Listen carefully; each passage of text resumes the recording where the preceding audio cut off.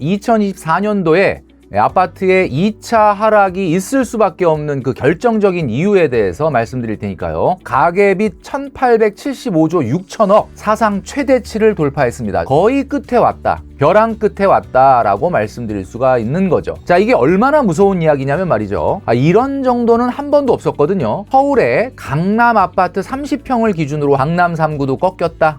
서울 아파트값 대부분 하락. 자, 이제 시작일 뿐이다 라는 거죠. 12억 원까지 찍었던 노도강의 아파트 7억대로 진입을 했다. 심각한 상황이다 라는 이야기입니다. 언저리까지 낮아지지 않는 한 여러분들은 섣불리 주택시장에서 매입을 해서는 안 된다라는 말씀을 드리는 겁니다.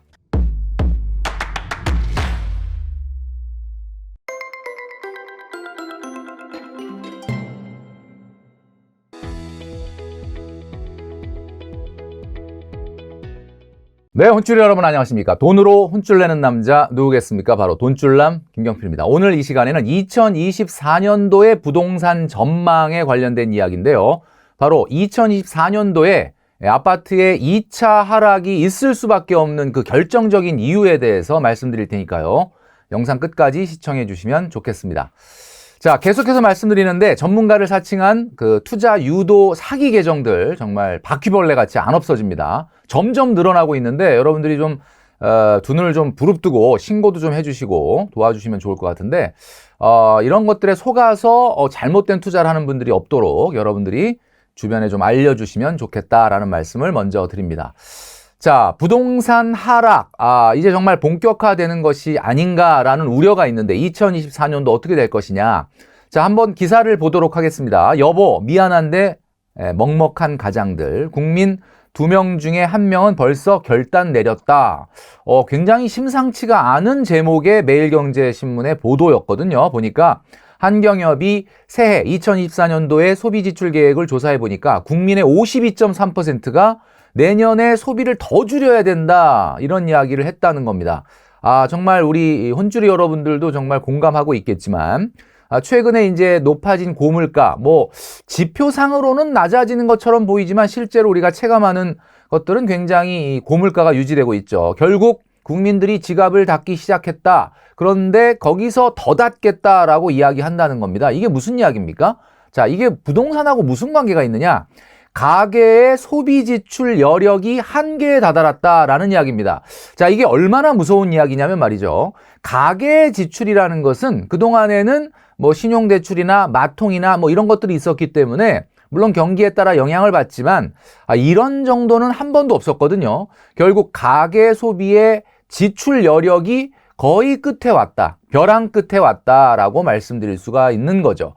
자, 그러니까 자유재량 소득, 다시 말해서 내가 마음대로 할 수 있는 소득이 이제 극도로 축소될 수밖에 없다라는 이야기입니다. 자, 이게 이제 부동산하고 밀접한 관련이 있다고 보는데요. 자, 또 다른 기사를 한번 보도록 할까요? 자, 고금리에 영끌적 조급했나 가계빚 1875조 6천억 사상 최대치를 돌파했습니다. 자, 3분기까지의 가계신용 대출 잔액이 드디어 1875조, 이제 곧 조금만 있으면 1900조, 2000조를 돌파할 것 같은데, 자, 이 뉴스는 뭘 얘기하느냐? 가계대출의 여력도 한계에 왔다라는 이야기입니다. 자, 제가 좀 전에 뭘 말씀드렸죠? 첫 번째는 바로 가계소비 지출의 한계가 왔고, 두 번째는 가계대출의 여력도 한계가 왔다라는 이야기죠. 결국은 부동산이라는 것은 결국 수요와 공급 보다도 오히려 유동성, 내가 돈을 빌려서 사야 되는 재화이기 때문에 결국은 가계에 어떻게 보면 소비 여력과 대출 여력이 있어야만 그 가격이 유지될 수가 있는 겁니다.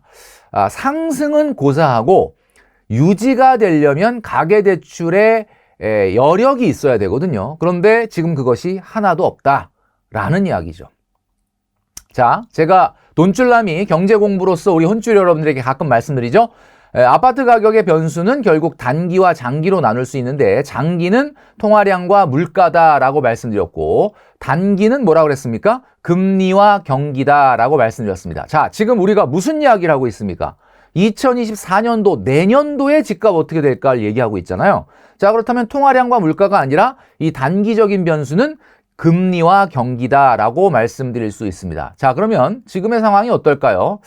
자, 2010년대에 들어와서 우리나라 아파트 가격을 지금 보여주고 있는 겁니다. 이거는 서울의 강남 아파트 30평을 기준으로 하고 있는데 왜 30평 강남 아파트를 말씀드리냐면 이 강남 아파트 30평이 가장 어떻게 보면은 우리나라의 부동산 가격의 바로미터가 되고 있기 때문에 그렇습니다. 자, 정권별로 이렇게 보여드렸는데 2010년 이후에 한번 볼까요? 가장 지금 우리가 겪고 있는 이 부동산 아파트의 문제는 어디서 시작됐느냐?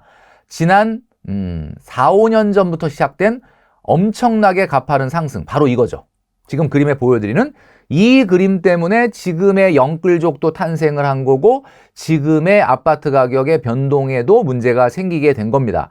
자, 그런데 이때가 언제냐면 2016, 17, 18, 19 내리 4년을 역사상 한 번도 볼 수 없는 정도의 아주 가파른 상승이 있었습니다. 자, 이게 이유가 뭘까요, 여러분?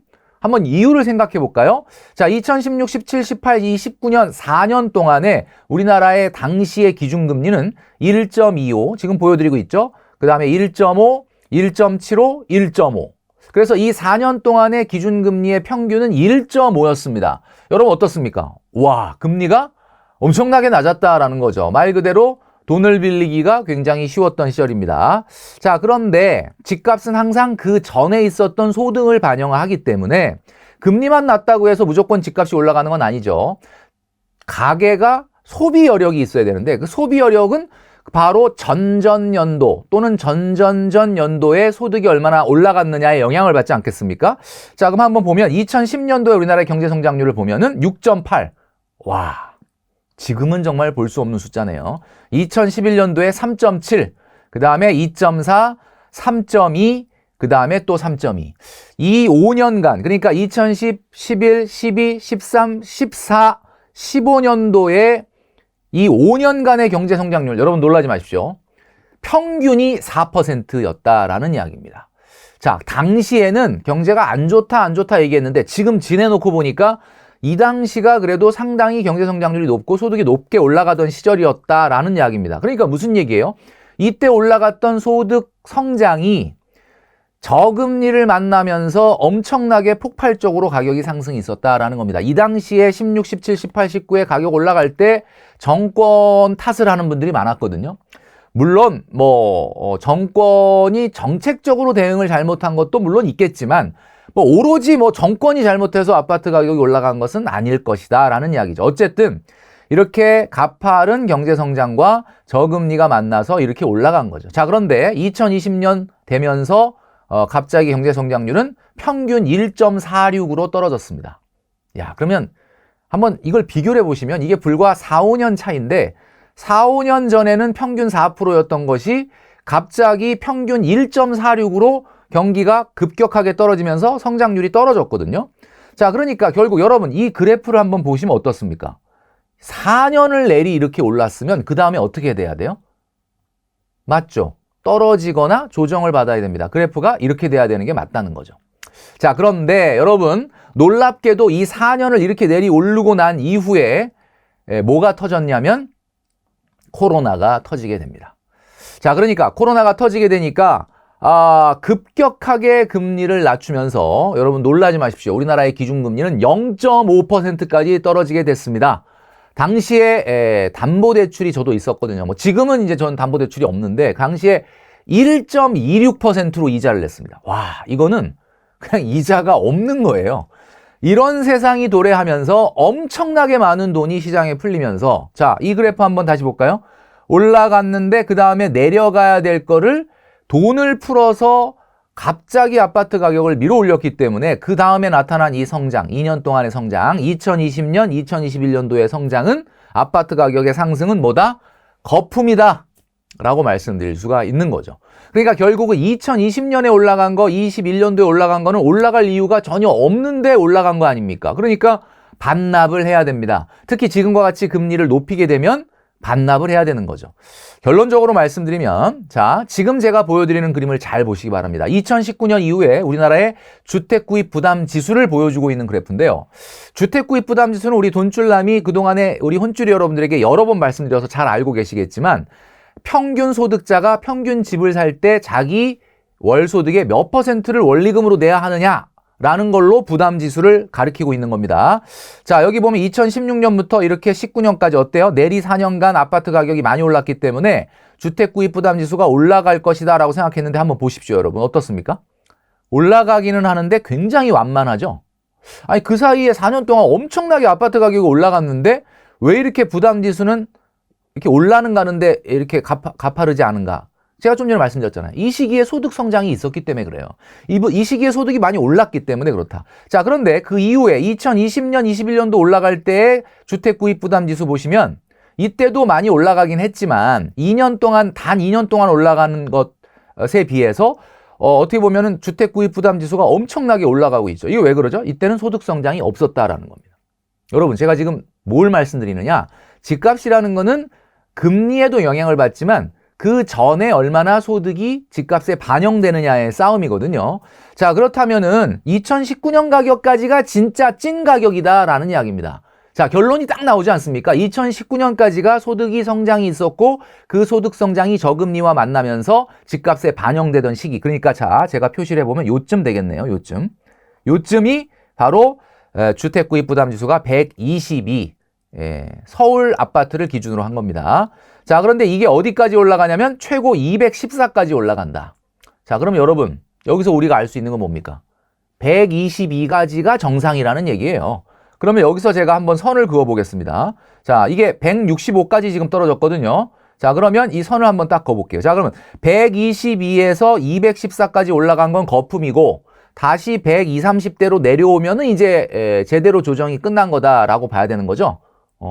그렇지 않습니까? 합리적으로 보면. 자, 그런데 지금 122에서 거의 100 가까이 올라갔던 주택 구입 부담 지수가 지금 최근에 2022년도부터 가격 조정이 있어서 165까지 떨어진 거예요, 지금.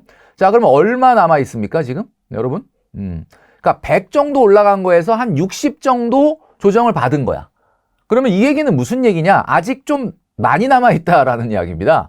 한마디로 얘기하면 2021년도에 올라간 상승분은 지금 반납을 했죠. 강남도 마찬가지고 서울, 전국 지방을 할 거 없이 2021년도 올라간 건 다 반납했습니다. 자, 반납해야 되는 게 맞죠? 거품이니까. 자, 그런데 2020년 올라간 것은 어떻습니까? 아직 반납을 안 하고 있다라는 거죠. 자, 반납 안 하는 이유가 뭐겠습니까? 혹시 또 경제 위기가 와서 다시 금리가 1% 되는 거 아니야? 그때까지 한번 버텨보면 되지 않을까? 또 집이라고 하는 건 어때요? 집이라고 하는 건 아무래도 내가 살고 있는 분들이 거의 85%, 1가구 1주택이 거의 80%니까 여태까지는 버텼던 거예요. 자, 그런데 지금 우리가 반납을 해야 될 아파트 가격 1차 조정 이후, 1차 하락 이후에 2차 하락이 그동안에 약간 지연됐던 이유는 금리가 혹시 인하되면 좀 살아나지 않을까? 라는 착각 때문에 여태까지 미루고 있었던 건데요. 자, 이제 결정이 딱 났다라고 볼 수가 있습니다. 2020년 상승분도 이제 2024년도에 반납을 하게 될 수밖에 없다라는 이야기입니다. 자, 우리나라는 현재 통화정책이 경기와 엇박자가 나 있죠. 보시면 아시겠지만 경기는 이렇게 침체 국면으로 들어가면 금리 인하를 해야 되고 상승 국면으로 올라가면 금리 인상을 해야 되는데, 자, 이게 인플레이션 잡는다는 이유 때문에 지금 엇박자가 나 있습니다. 금리가 침체인데도 금리를 인하를 못하는 지금 상황이고, 실제 미국이 내년도에 금리를 인하한다 그래도 우리나라는 시원하게 인하하기는 좀 어려운 상황이다. 왜? 이미 우리나라는 미국보다 기준금리가 2% 낮습니다. 자, 그렇다면 경제 성장이라도 빠르게 좀 성장을 하면은 요 조정, 요 하락, 2차 하락이 조금 어떻게 보면은 제한될 수 있는데 한번 볼까요? 2022년도에 경제 성장률 2.6%, 2023년도에는 올해죠, 올해. 아직 결정난 건 아니지만 1.4%가 예상됩니다. 심각하죠?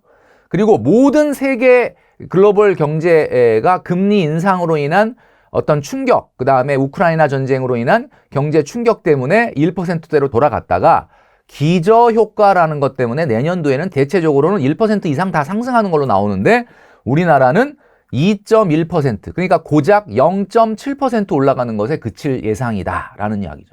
이게 무슨 이야기냐면, 그러니까 좋을 게 지금 하나도 없는 게 2020년에 올라간 거를 반납을 해야 될 상황인데 여전히 고금리에 여전히 경제는 살아나지 않고 여전히 이 경기가 뚜렷하게 좋아질 기미가 안 보인다라는 이야기입니다. 그러니까 이 거품은 고스란히 2차 하락으로 이어질 가능성이 높다.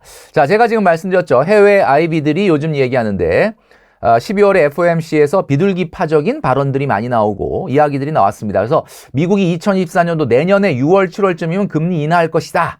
그리고 예상은 시장에서 뭐 한 3회 정도 해서 뭐 최소한 1.5에서 1.75 정도는 뭐 하락할 거다. 이렇게 이제 전망이 나왔다라는 거죠. 그리고 이런 것들이 부동산 시장의 가격 하락을 조금 지탱해 주는 게 아니냐라는 이야기를 하는 분들도 있는데, 우리 혼주들 여러분 잘 아시겠지만 이 이야기가 나온 지는 벌써 1년이 넘은 이야기 아니겠습니까? 자산 시장에 이미 반영될 대로 다 반영됐다. 자, 한 가지 보도를 제가 말씀드리면요. 비농업 고용 소폭 증가라는 12월 달에 SBS 비즈 보도가 있었는데, 무슨 얘기냐면 경기가 하락을 하고 경기 침체로 가는 줄 알았더니 비농업 부분의 고용은 오히려 이 12월 달에 좀 소폭 증가했어요. 그래서 JP 모건이 뭐라고 얘기했느냐? 인플레이션이 둔화되는 것이 오히려 시장에는 악재가 될 가능성이 있다라는 이야기. 인플레이션 둔화되면 좋은 거 아닌가요? 인플레이션 좀 빠지면 금리도 인하되고 좀 좋은 거 아닌가요? 그러나 시장에서 이미 그 기대감은 자산시장에 반영이 됐고 오히려 인플레이션이 둔화된다는 것은 반가운 소식이 아니다. 뭐냐? 경기가 그만큼 장기적으로 하락 국면으로 들어가고 있다라는 것을 반영하는 거다. 이런 이야기를 했다라는 거죠. 이게 돈줄남의 생각과 너무나 또 똑같은 기사여서 제가 보여드리고 있는 거거든요. 자, 결국 이런 기사들을 우리가 마주하고 있습니다. 강남 3구도 꺾였다. 서울 아파트값 대부분 하락. 자, 이제 시작일 뿐이다라는 거죠. 서울 아파트값 하락폭이 점점 커져가고 있다. 네, 역시 시작일 뿐이다라는 겁니다. 12억 원까지 찍었던 노도강의 아파트 7억대로 진입을 했다. 심각한 상황이다라는 이야기입니다. 자, 여러분, 그냥 어떻게 보면 무주택자 입장에서는 그냥 집값이 좀 많이 조정을 받았으면 좋겠어 라는 차원에서의 하락이 아니라, 제가 좀 전에 말씀드렸던 2010년대의 경기 변화와 2010년대의 경제성장률과 소득의 증가, 이런 것들과 응해서 우리가 한번 살펴보니까 아하, 이제 딱 감이 오시죠. 2021년도 반납한 가격 이외에 2020년도의 상승분도 반납을 할 것이다 라는 것이 자명하다라는 이야기입니다. 자, 결국 제가 좀 전에 말씀드렸던 이 상황, 2019년도에 122로부터 출발했던 주택구입부담지수가 214를 찍고 지금 165까지 내려왔으나 122나 130 정도의 언저리까지 낮아지지 않는 한 여러분들은 섣불리 주택시장에서 매입을 해서는 안 된다라는 말씀을 드리는 겁니다. 자, 그래서 오늘의 돈줄 한마디. 섣부른 매입보다는 내년도에 펼쳐질 아파트 가격의 2차 하락을 잘 관찰하시는 여러분 되시기를 바랍니다. 자, 돈을 모으면서 훗날을 기다리면 반드시 좋은 기회가 올 것이다.